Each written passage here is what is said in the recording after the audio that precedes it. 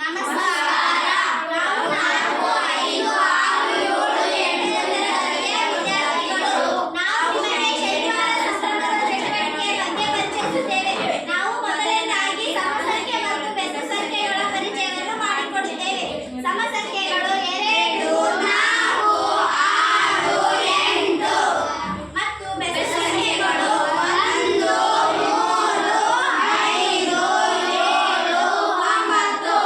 ನಾವು ಈಗ ಆಕೃತಿಗಳ ಪರಿಚಯವನ್ನು ಮಾಡಿಕೊಡುತ್ತೇವೆ. ಈ ಆಕೃತಿಯನ್ನು ಚೌಕ ಎನ್ನುವರು. ಈ ಆಕೃತಿಯನ್ನು ಪಿರಮಿಡ್ ಎನ್ನುವರು. ಈ ಆಕೃತಿಯನ್ನು ಸಿಲಿಂಡರ್ ಎನ್ನುವರು. ಈ ಆಕೃತಿಯನ್ನು ವೃತ್ತಾಕೃತಿ ಅಥವಾ ಗೋಳಾಕೃತಿ ಎನ್ನುವರು. ಈ ಆಕೃತಿಯನ್ನು ಆಯತ ಆಕೃತಿ ಎನ್ನುವರು. ಆಯತ ಘನಾಕೃತಿ ಎನ್ನುವರು. ಈ ಆಕೃತಿಯನ್ನು ಗೋಳಾಕೃತಿ ಎನ್ನುವರು. ನಾವು ಈಗ ಜೀವಕೋಶದ ಮೂಲಕ ಆಕೃತಿಗಳನ್ನು ಪರಿಚಯಿಸುತ್ತೇವೆ.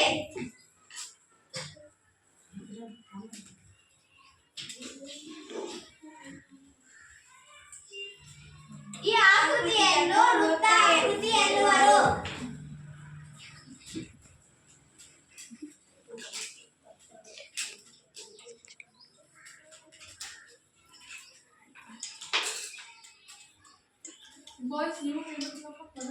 ಮತ್ತು ಈ